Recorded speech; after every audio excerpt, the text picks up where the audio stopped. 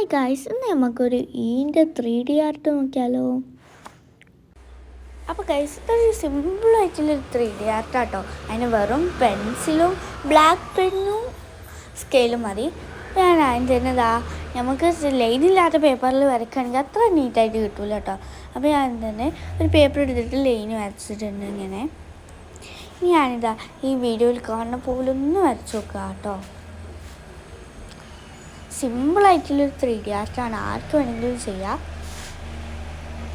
ഇഷ്ടപ്പെട്ടാൽ ലൈക്ക് ചെയ്യാൻ, ഷെയർ ചെയ്യാൻ, സബ്സ്ക്രൈബ് ചെയ്യാൻ മറക്കരുത് ഗൈസ്.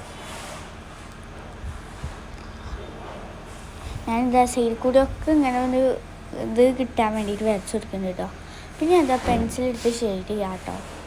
കൂടുതൽ കൂർപ്പില്ലാത്ത പെൻസിൽ എടുക്കാൻ നോക്കുക, അപ്പോൾ പെർഫെക്റ്റ് ആയിട്ട് ഷെയ്ഡിങ് കിട്ടുള്ളൂ കേട്ടോ. അപ്പോൾ ഇനി ഇതാണ് കേട്ടോ ലുക്ക്.